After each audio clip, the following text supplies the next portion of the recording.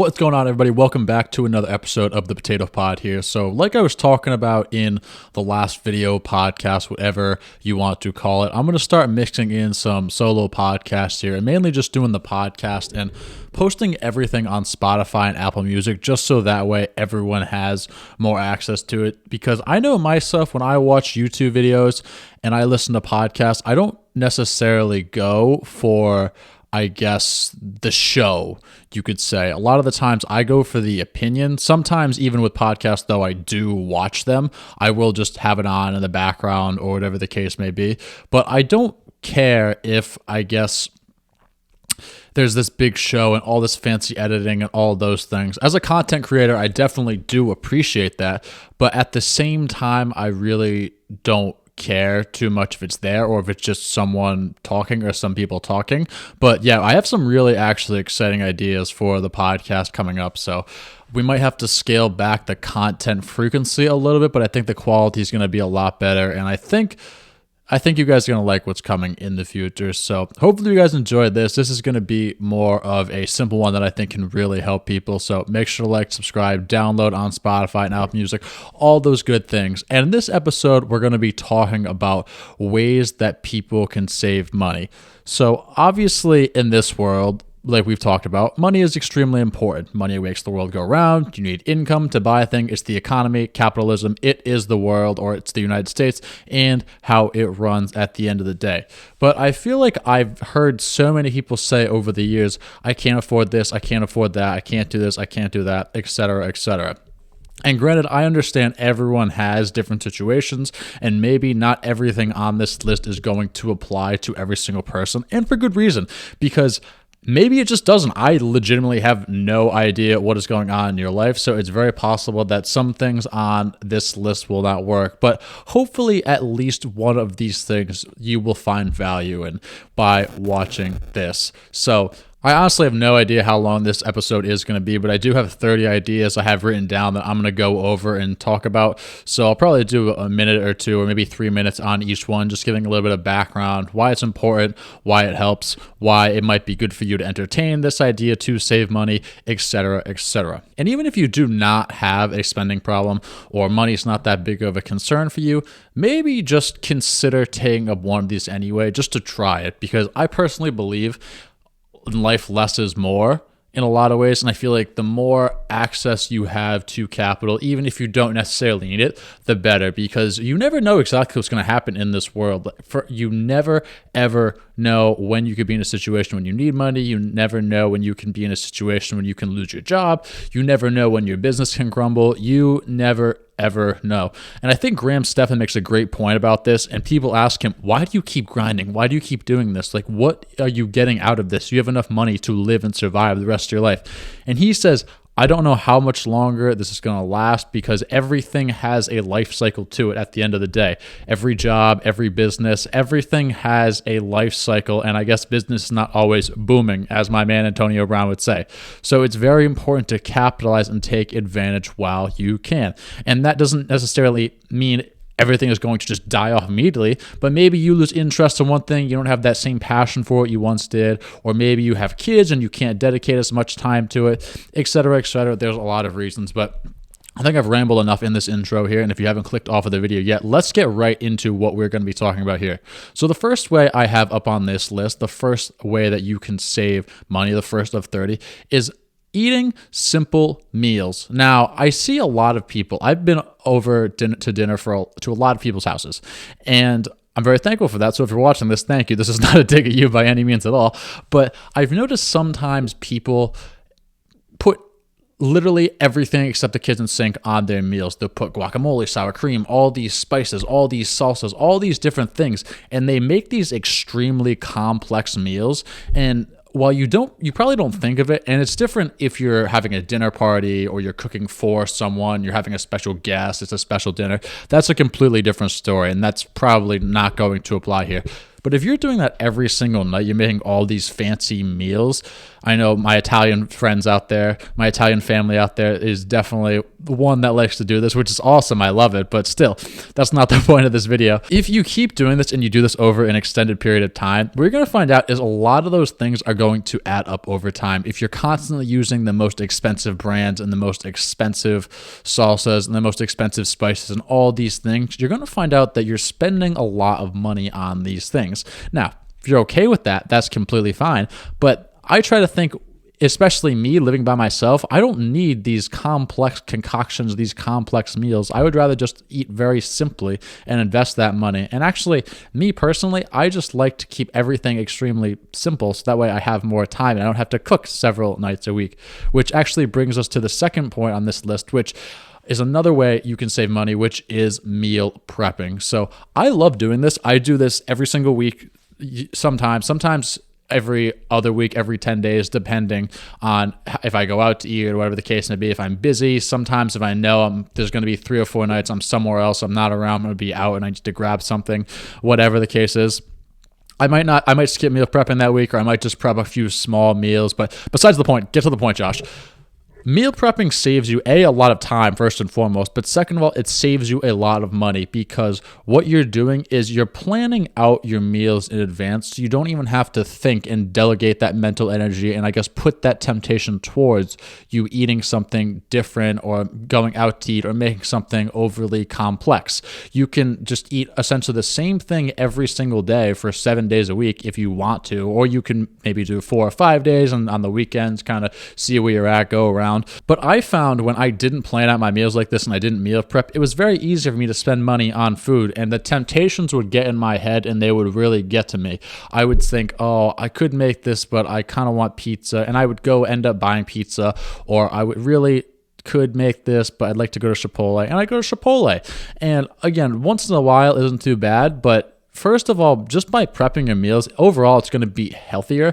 But at the same time, secondly, it's just going to save you so much more time, like I already said, and it's going to save you a lot of money because you're not going to have to think about all these different temptations you're going to have. And you're going to start to view food for the most part as just more to sustain as opposed to something that needs to be all extravagant. And it's going to save that dopamine spike, that dopamine hit. And it's not going to put you in bad habits, I guess you could say. I know on the podcast, Nick and I, we talked a lot about dopamine. Very, very valuable clip I posted. If you don't care too much about the other hour of the podcast, I posted, it was a 35 to 40 minute clip I posted. It was like the beginning of that podcast about dopamine and how a lot of times dopamine and lack of dopamine spike can be mistaken for depression. It's extremely, extremely valuable. I would 100% recommend you check it out. And then I also linked some other article in there about dopamine at the bottom. It's a video. It's about an hour and a half. Very, very valuable. I think everyone should watch it. So go check that out and make sure. But if you keep going out to eat every single night, what you're going to find out is when you don't go out to eat, you almost feel depressed. You almost feel upset. You almost feel anxious. And a lot of times you're going to be like, screw it, I'm just going to go out to eat anyway. That's just because you have that lack of dopamine and you've built a bad habit over time. The third item on this list, which actually builds off of what we just talked about, is cutting back on going out to eat. So a lot of the times for what I eat during the week, I eat chicken and I'll eat rice, and that's kind of it. Those are my dinners, and then I'll eat some eggs for breakfast, and that's it. I usually only eat 2 meals a day. I fast in the morning, and I don't eat till like 11 or 12, and then I'll eat dinner around 6 o'clock, maybe 7 o'clock, sometimes a little later depending on my schedule, depending on my day, because if you guys saw my schedule, you'd be like, it's absolutely insane. But that's completely besides the point. And the point is, chicken and rice, just those two things. And there's other things I put on there too. Sometimes I put some sour cream on there or some ranch and buffalo sauce, something like that to kind of spice it up a little bit. And what you're going to find is you're going to save a lot of money. You're going to find that chicken and rice costs like maybe $11 or $12. And then Impossible Burgers, maybe $5. And then, ranch, buffalo sauce, sour cream, say under $25 for an entire week of eating. If you go out to eat, it's very possible, and actually where things are headed, it's almost very, very likely that your meal is going to cost around plus or minus $20, which can add up over time. If you're doing that, say, 5 days a week, $100 compared to, under $25, that's a 4x on your money that you're spending. And I know to some people it might not seem like a big deal, but if you're looking for ways to save money, that's definitely one way that you can cut back right there. Just cut back on going out to eat and make simple meals at home. Meal prep, like we already talked about. Number 4 on this list, don't fall victim to lifestyle inflation. So I see people do this legitimately all the time, and it absolutely blows my mind. Now, let me be clear. There's a difference between upgrading your life accordingly and lifestyle inflation. So upgrading your life accordingly is you're making enough money and you're living within your means. So if you're making $100,000 a year and you take home, I don't know what that number comes out to off the top of my head, but say you're taking home, 10 grand a month, let's say, which I know comes out to more than 100 grand a year, but we'll say you're taking home 10 grand a month and you're renting a place, an apartment, a house, whatever the case may be, that's $2,500 a month. That's definitely within your means. But let's say on the other end, you're making 10 grand a month and you're renting a place that's 9 grand a month. That is definitely not living within your means by any stretch of the imagination. And a lot of the times that comes with lifestyle inflation. And that's how people got there. So basically what lifestyle inflation is, and I'll make this quick so I know I've talked about this on the channel previously. Lifestyle inflation is when you continue to make more money and your expenses and your lifestyle follow that linearly. So say you go from renting a place that's $600 and you're making, I don't know, 30 grand a year. Then you get a raise and you're making 50 grand a year and you decide to rent a place that's $1,500. Then you're making 75 grand a year and you decide to rent a place that's $2,500, et cetera, et cetera, et cetera. That is lifestyle inflation. And I find this is almost very common, especially in this millennial generation from a lot of people. And even the baby boomer generation, I see a lot of people do that. And I think people need to stop doing that, to be perfectly frank and perfectly honest here. Because if you just say, imagine if you were still living in that $600 home and you were making $75,000 and it's the same exact home compared to when you were making $30,000. You would have so much more money, A, to travel, B, to do whatever you want, C, to, and most importantly, which is where you should be putting the majority of this money, investing, and just you'll have so much more opportunity and you'll have so much lower stress levels compared to if you continue to upgrade your life accordingly. So if you've never looked into lifestyle inflation, or if you're looking back and you're saying, wow, that was something I really did when I was younger and I'm really not proud of it, look into it and see how you can get out of it.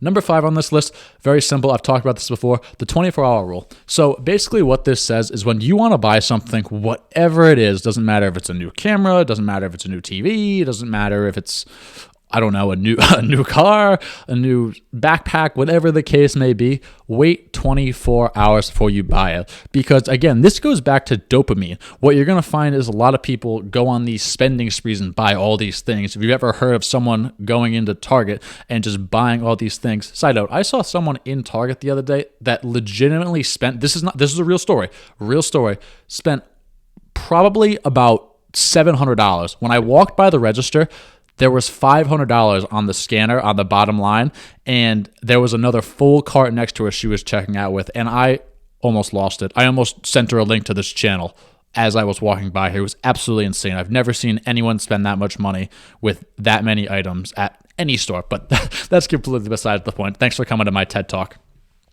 Anyway, what this is going to do is a lot of the times when you see people going on shopping sprees, they buy these things because they get that dopamine hit. It's something new. It's that novelty, and that releases dopamine. But what you're going to find is if you wait 24 hours, or some people even wait a week, which I think is better, but usually 24 hours is sufficient enough. What you're going to find is you're not really interested in that thing and you're not going to buy that thing. Now, some of you might be like, well, why does it even matter? Why can't I just buy it right away? Well, if it's something you're really going to use and it's something you need, then that's one thing. But a lot of the things people don't need, it's usually a spontaneous decision that's probably not well thought out and not the best. And a lot of times it could just be something you use a handful of times and just leave in your closet or on your living room floor, and it's just kind of clutter in the way. So yeah, that's what I got to say about that. Number 6 on this list, cancel Amazon Prime. Now, I have Amazon Prime. I use Amazon Prime. I don't plan on canceling Amazon Prime. but I use Amazon Prime for convenience for things I need. But some people use Amazon Prime for when, again, going back to dopamine, when they're bored, they need that novelty, they need something new, they need all of these things to keep them happy, even though that's really not the case in a lot of cases. Again, I don't know your situation, but a lot of cases, that is not it. Now, still, you might be thinking, why cancel Amazon Prime? Well, first of all, it saves you $120 a year, and $140, it's coming up there. They raised those prices if you didn't listen to that conference call, you didn't check out the earnings, you didn't see it on CNBC or whatever the case may be. But you're going to find out by canceling Amazon Prime, and this builds off of the fifth point that I made, it makes things harder to get. So a lot of times when you don't have Amazon Prime, things won't just show up at your doorstep within 24 hours. You're actually going to have to go to the store and get it, or you're going to have to order it from a website. Maybe you still have to order it from Amazon. But it takes longer to get there. So you really think, do I really want to wait that long to get this? Do I really want to go out, leave my house, and go get this thing? Is it really that important to me? And by doing that, you're going to find, at least in theory, you'll find that you don't need a lot of these things, and you really cut back on all of these things, and you don't waste all that money. And plus, you're still saving money by not having Amazon Prime. Now, if you're someone that's going to just continue to leave your house and go buy things, maybe this is not the bullet. This is not the way to save money for you.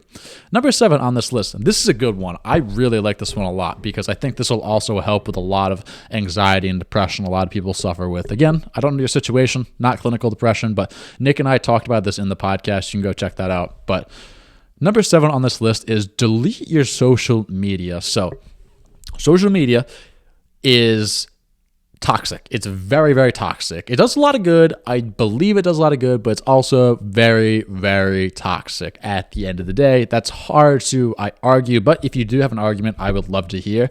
What deleting social media is going to do, first of all, a lot of the times it's going to I don't want to say cure because that sounds bad. Clinical depression is very, very different from what we're talking about here, but you're going to find yourself feeling a lot better. That anxiety and that depression, the day-to-day depression that comes over you, it's going to definitely not be as strong. It's not going to be as hurtful. It's going to definitely dwindle down quite a lot, mainly because you're not seeing people's highlights, you're not feeling bad that you're not doing anything, and there's so many benefits to not being on social media. It's absolutely insane.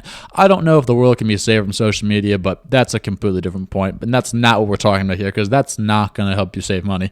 I just wanted to mention that little tidbit right there in case you didn't see the latest podcast episode.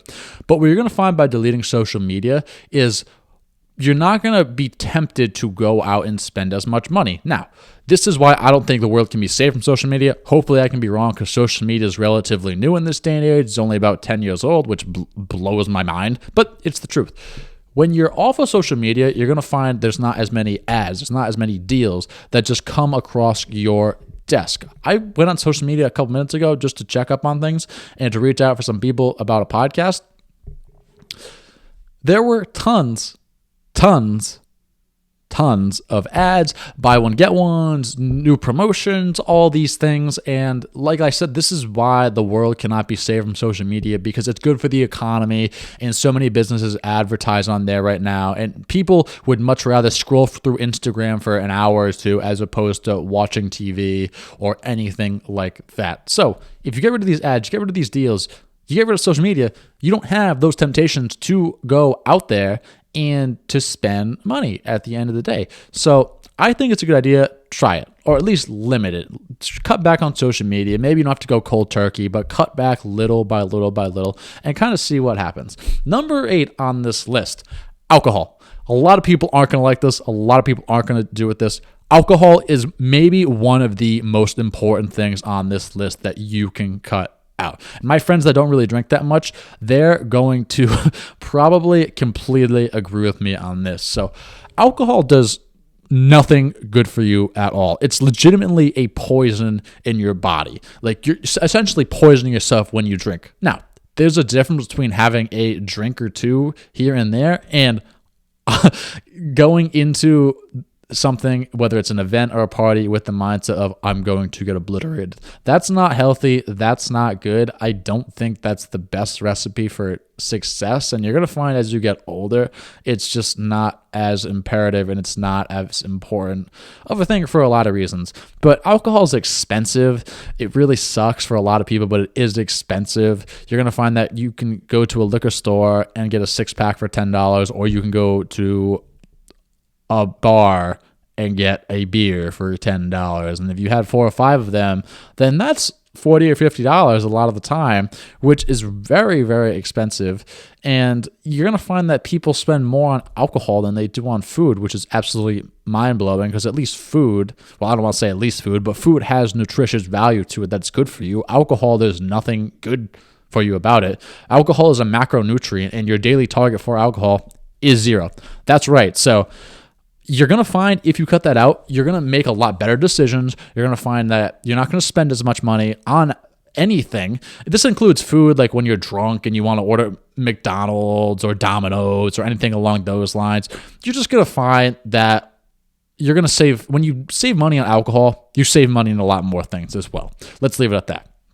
Number 9, this is not going to sit well with people either. These are probably the 2 most controversial ones on this list. Number 9 is caffeine. So again, don't hate on me here. There's kind of 2 options you can take here. Number 1, make coffee or tea or whatever the case may be at home, because there's a difference between having, I don't know, a 30-cent cup of coffee compared to buying a $4 cup of coffee every single day. Again, if you do that every now and then, I like to go to a coffee shop maybe a couple times a month and have a coffee and kind of work on my laptop or research, whatever the case may be, read a book, all the above. That's completely fine, I feel like. Everything's fine in moderation. But if you're doing it every single day, 5 to 6 days a week, I just want to ask people why. Like, I don't understand why. And even if you do, it's not the end of the world, but you can easily make coffee at home for a discounted price. It's essentially the same thing as going out to eat versus eating at home. You're just going to save money eating at home. It's just basic math at the end of the day. So you can cut back into like that, or what you can do, what I'm trying to do right now, and that's cut out completely. I don't like having too much caffeine. Nick and I talked about this on the podcast as well. There's a lot of downsides of caffeine that people don't talk about in society. It's essentially a drug, and it's just not talked about enough. It's really joked about. A lot of people are like, haha, I'm a caffeine addict. I really would like to do some more reading and research some studies on caffeine to see if it's damaged, how it damages people, or whatever the case is. But I would like to rely more on natural energy. I wouldn't like to be relying on caffeine. I don't want to alter my state of being that much. So I would really like to cut it out. And just by cutting it out, I'm not going to have to spend money on it, and I'll save money. And this is good, especially if you travel a lot, because you're not going to have to continue to go and find caffeine and have that mindset of I will pay any amount of money for this cup of coffee. I don't care if it's $100. So maybe consider cutting out caffeine, or at least deloading from caffeine. I know it's going to be hard, and caffeine really is going to be one of the hardest things to get off of at the end of the day, because it's so condoned and it's everywhere. It's in the workforce. It's on every single street corner. It's in everyone's house. All there is caffeine, caffeine, caffeine. And it blows my mind. And if you say to your boss, if he says, why are you a little sluggish today? And you respond with, well, I'm really trying to get off of caffeine, and I guess I'm just having a little bit of withdrawals. He's going to be like, well, WTF, like, let's go. We need this work done now. And he's essentially going to pour you a cup of coffee. So I think it's so hard for people to get off of, because they have to take a step back to go forward. It's not instant success. Like, you're going to see a little bit of a drawback. You just are at the end of the day. Number 10 on this list, clothing. Keep it simple. I have not bought clothes, and I don't even know how long. I honestly might need to buy new clothes soon, at least a couple, because I've actually lost a little bit of weight unintentionally. But yeah, my clothes aren't really fitting that well right now, which I never thought would happen again. But that's probably TMI. Did not need to go into that there, but we're probably just going to leave that in there. But you're going to find that keeping your clothing simple and not going shopping for clothes all the time or every week or every month, you're going to save a lot of money. Like I said, I can't remember the last time I bought a new pair of clothes, because I just haven't needed new clothes. I like the clothes I have. I feel like I look good in them. I feel like, well, like I said, maybe I need to buy a couple new sets of clothes now, but you're going to find that you don't need new clothes. And it's also going to help you with that decision fatigue that a lot of people have. And a lot of people don't realize this, but you can only make so many decisions in a day. It's the same thing as running or the same thing as lifting weights. You can only run so much in a day, or you can only get so many reps in a day, or you can only work so many hours in a day. It's just basic math. You can't continue to do that 24/7 around the clock. And it's the same exact thing with decisions. You can only make so many decisions. So if you keep your wardrobe simple and you take one of those decisions away, you can save it and put it in the bank for maybe something you need that's a more important decision, or maybe that's more complex. Number 11, this is the quickest ROI that you're going to have to save money. Pay off debt. So if you have, say, credit card debt is probably the worst debt that you could have. I'm not going to go into detail about that. But say you have 10 grand in credit card debt and that has an interest rate of 20%. If you pay off that credit card debt, you automatically get a 20% return on your money because you don't have to pay the interest on it. This goes for all types of debt. This goes for car loans. This goes for mortgages. This goes for everything at all. Now, in addition to that, I mentioned car loans and mortgages. Those are a little bit different. Credit card debt has absolutely insane interest rates. It really does. Pay that off because that should be paid off and you get an immediate ROI.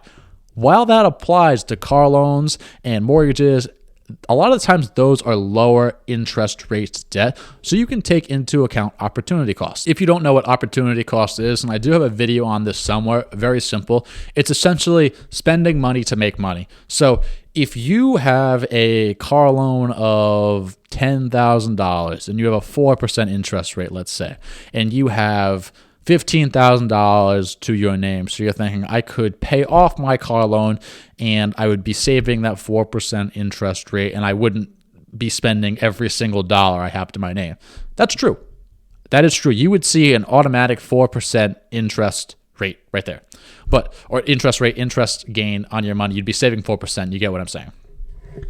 But if you put that money somewhere else, so you put that 10 grand in an S&P 500 fund that averages an 8% return, you would be seeing a greater return by putting that 10 grand into an S&P 500 fund, seeing an 8% return, as opposed to paying off that car loan. And that's where the opportunity cost comes in. Yes, you're still paying that 4%, but you're making more money with that $10,000 that you have in your bank account, as opposed to if you just paid off your car loan. So do some digging on opportunity costs before you pay off any debt and really run some numbers, and you're going to have to decide what exactly is the best for you. But I do this with legitimately everything. I even do this a lot of times with food and time. I'll think about I'll think of a number, I'll think of a dollar amount, and I'll decide how much is my time really worth. And say this could be with eating out, say I don't have any meals prepped or whatever the case may be, or maybe it's an Uber ride, public transportation, if I'm somewhere where I don't have my car or whatever the case may be. And I'll think I could take the cheaper option, which is making food or taking a bus or whatever the case may be, which would cost less money, or I could pay a little bit of a premium and have more time, and that'll probably be quicker. And again, I hope that made sense. You're going to have to kind of run your own numbers and make sense of that yourself. But time, opportunity cost, very, very important. Next up on this list, pack your lunch. It's very simple. I don't know how many people work from home. I love working from home because I can just make food whenever I want. And for lunch, I can make something fresh. But people that still go into an office, pack your lunch. Again, if you want to go out to eat with your coworkers every now and then, a couple times a month, whatever the case may be, that's a little bit different. But I used to work at an office where people went out to lunch every single day. If you make, say, $30 an hour and you go out to lunch every single day, then a lot of times you're spending an hour that you worked for on lunch. And that adds up over time. And people don't even realize that when you can very easily, again, prep meals and bring your lunch. So consider doing that. Number 13, subscriptions. This one I'm not going to spend much time on because this is more of a cookie cutter one. Cut back on subscriptions that you don't use. Spotify, that gym membership you got the first of the year that you haven't used yet, I know that's you. You signed up for it. You said new gym, new year, new me, new gym. You're not using it. Cancel it right now. It's not worth it. You're not going to go back to the gym. If you haven't started now, you're not starting. Bada bing, bada boom. Nick Wright, I'm talking talking to you. Anyway, all these subscriptions a lot of people don't use. You're literally throwing money away, and people just forget about them. And I know I used to work at a Planet Fitness way back in the day when I was younger, and I saw people sign up and they would just continue and continue and continue to have their membership renewed month after month after month after month. And I can only imagine how much money they wasted on that gym membership. And this applies to a lot of things like Spotify. This applies to, Amazon Prime's a little bit different, but all these different subscriptions that people don't use, consider cutting some of them out. Even if you do use them, maybe if you really need to save the money, ask yourself, do I really need this? Is this really worth it? Or can I put this $30, $50, $60, $100, whatever the case may be, somewhere else that is more useful, like maybe credit card debt, whatever the case may be. So moving on from that one, that was pretty quick because that's a cookie cutter one. Number 14, unsubscribe from emails. So I get a lot of emails like this deal 20% off, this deal 50% off, this deal buy one, get one free. I unsubscribe to them, and I don't open them a lot of the times. But first of all, I didn't like them because I didn't like the clutter in my inbox. But second of all, if you're seeing these deals and it's something that you do use, or it's something that you might use or might find interesting, might want to get into, you're probably going to spend money on it. And you might be thinking, this is a great deal, this is 20% off. Well, if you see something for $100 and it's 20% off for $80, you didn't save $20, you spent $80. So by unsubscribing for those emails, this kind of goes back to the social media aspect. When you unsubscribe, you don't see the deals. And when you don't see the deals, you don't go looking for the deals. And when you don't go looking for the deals, you don't buy and you save money. Bada bing, bada boom. 15, use cash. So this is something I don't see people talk about.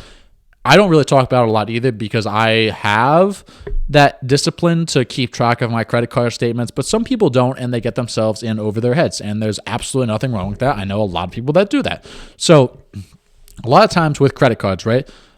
I've talked about this many times on the channel. I think people should pay with everything with a credit card because you're instantly getting 2% cash back, travel points, or if it's Amazon Prime card, 5% cash back when you order stuff from Amazon, and you're saving even more money. But that's besides the point. If you cannot keep track of your credit card statement and you find month after month after month, you can't make those minimum payments and it's a continuous stressor, use cash.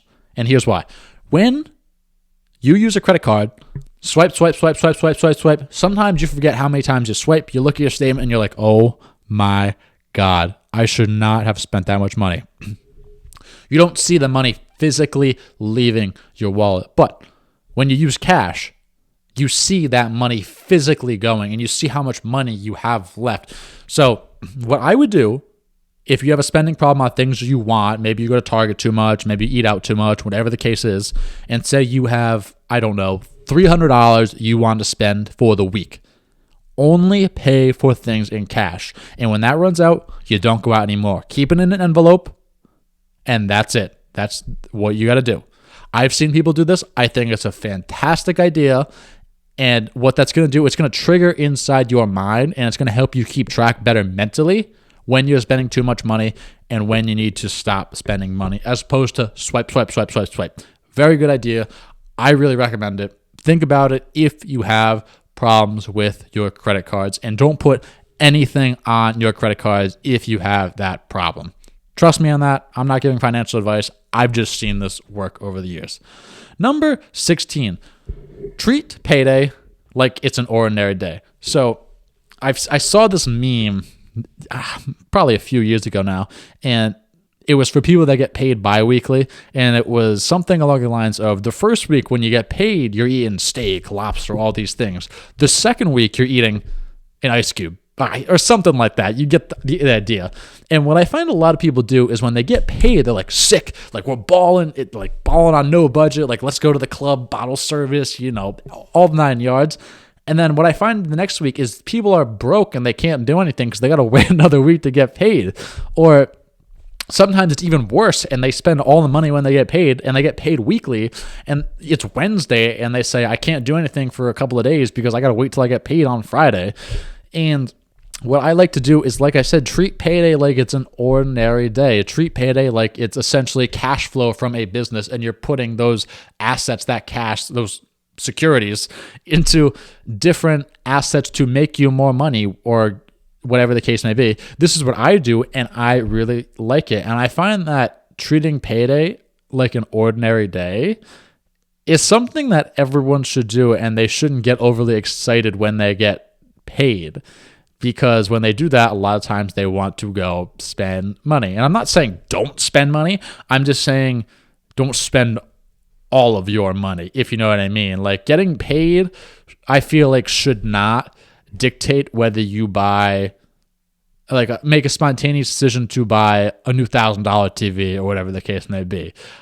I don't think that should be the case, or I don't think it should be the case if you go on this spontaneous vacation because you got $2,000 deposited into your bank account, and now you can have that $2,000 to blow in Vegas or whatever the case may be.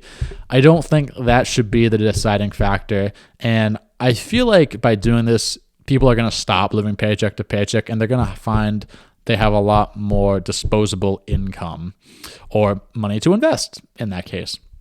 Number 17, treat your tax returns like it's money you already had. Now, every single year, I've always done this, and I'm going to continue to do this.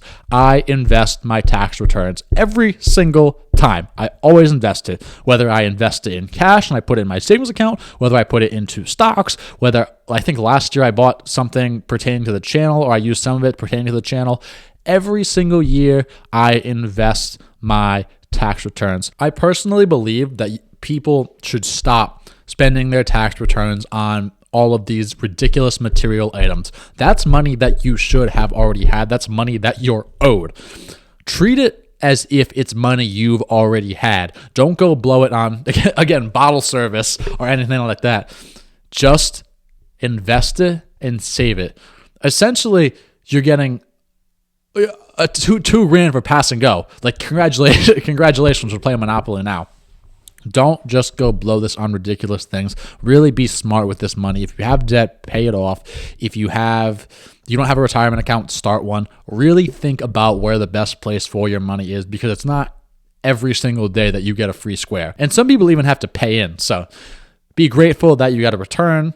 Be grateful that you got that free square, and use that money in the best way possible. Number 18, very simple here, refinance. If, say, you have a mortgage that's 7%, which I really hope not too many people have that in this day and age, but hopefully if you have a mortgage that's 7%, considering refinancing, your credit's good, you made all your payments, you don't have any black marks, like, go refinance and see if you can get a lower rate. And if you go from 7% to, say, 4%, you essentially just saved yourself 3% and an instant 3% ROI. I'm not going to go too much into detail on that, because we did kind of talk about opportunity cost already and paying off your debt. So I think that's a good one. Number 19, challenge yourself to save and replace your hobbies with other free hobbies. This is a good one. So I was listening to a podcast. It might have been Tim Ferriss's podcast. And he was talking about how a lot of people, they say things like, we'll use alcohol, for example. They say, I don't want to drink for an entire month. I don't want to do this for an entire month. And that's awesome if you want to get rid of a bad habit, or I only want to spend this much money the entire month. Now, that's perfect. That's completely fine. I love that idea. But the problem is, and I find this is an issue with people that do dry January or sober October or anything like that, is if you don't replace, again, we'll use drinking for an example here, but you can use this with everything. If you don't replace alcohol with a different hobby, then you're going to find when dry January ends, when sober October ends, you just go right back to that bad habit. And it's the same thing with money. If you say, I only want to spend X amount of money this month, you're going to find when you get to the end of the month, and whether you made it or you came close or whatever the case may be, you're going to find you're going to go right back to spending and blowing tons and tons of money unless you replace it with a habit. So in the case of money, think about what you can do, what hobbies you can take up that's going to take up your time that are free. So maybe going hiking, maybe bike riding if you have a bike. Obviously, if you have to buy a bike, that would require spending money. Think about running, maybe working out more. All of these there's tons of free hobbies that you can partake in, or hobbies that cost very, very minimal to get started with. So think about doing that. But if you really want to get a grip on your spending, I think you really have to replace the hobbies that you're blowing money on with hobbies that are free or low cost. Number 20, moving into the final third here. Downsize and move. Very simple here. This goes back to living above your means. A lot of people live above their means. A lot of people spend too much money on housing. A lot of people don't utilize the 50-30-20 rule I've talked about so many times on this channel, or the 40-40-20 rule, or whatever the case may be. So if you have this big house and you live by yourself and you're over your head, consider selling your house and moving. Or with an apartment, consider just moving to a different complex. I ask myself all the time if I should move to a bigger place, and I think about it and I like the idea, but at the same time, I would have to pay more money. And would I be happier? I don't know. I guess it's possible. You don't know till you do it, but I don't know if I would gain anything by moving to another place. Again, I live by myself. I don't feel the need to have more space because I don't have a ton of stuff. I fit everything in my house completely fine, and I feel like I have room for more stuff. I can't have extravagant things, but I'm kind of content with this space as is. So consider downsizing, consider moving if you're over your head. Obviously, instant ROI, and you're not going to have to blow as much through your cash flow every single month. Number 21, get a roommate. You spend $12,000 a month in rent, you bring in a roommate, you're only spending $600. I think more people should do this. I know sometimes it can be tough living with the roommate. I've had roommates in the past. Well, once I had a roommate. My situation was a little bit different because he was gone a lot of the times, but I know some people live with their roommates and they just absolutely despise them by the end of it. But hey, if it puts you in a better financial situation, it might be worth it sucking it up for a little while and having a roommate, but that's up to you to decide. Consider it. Again, if you really don't want a roommate, you can try everything else on this list first, and if you still can't save money, come back to that, but think about it, all right? Number 23. Or 22, I skipped one rather. Get rid of your car. This one's not going to be for everyone. Very plain and simple. If you live in a city, if you're moving, especially if you're moving to a new city, like across the country, and like say you're moving from Rhode Island to, I don't know, downtown Charlotte, get rid of your car. And it's very easy to do that because you can start over and organize your life the way you want it to, especially if you're moving by yourself and you don't know a ton of people. It's not like me, where I think I could get rid of my car if I moved to the city in Providence, let's say, but at the same time, I would want to go see my friends and I would want to get around. I would want to drive to different places. So I personally do not want to get rid of my car. But if I move, which I do want to do, to a different state where I didn't know anyone and I was living in the city downtown, I would really consider just relying on public transportation, to be perfectly honest, because there's so many things, there's only 3 things that really consume a lot of people's money, or there's 3 above everything else in this world. There's housing, transportation, and food. And if you can cut out a third of that by cutting out transportation, hey, that is more money that you can invest. That's more money that you can save. That is more money that you can put other places. Number 23. Work from home if you can. Now, working from home saves you time.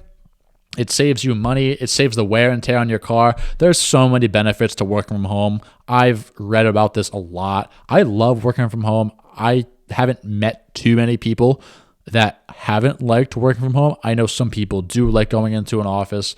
But if you have, say, an hour commute, and you're fighting traffic every single day, and it's just a headache, and you got to spend time getting ready in the morning, see if you can work from home, even if it's just a couple of days a week, and you can work at more of a hybrid role. You're going to have more time. You're going to save more money. You might be happier at the end of the day. You don't have to get up super, super early for that long commute. So think about it. Number 24, this is a big one. Consult others on how to save money and about money. So money is a taboo topic. I think this is the stupidest thing in the world. I believe in transparency. I like talking about money. I think you can't learn something unless you talk about it. And I love talking about money, and I love teaching people about money and helping people about money. Again, not a financial advisor, but I think that's something to be said. No one wants to talk about money. No one wants to talk about how to manage money, and I think that should be talked about more.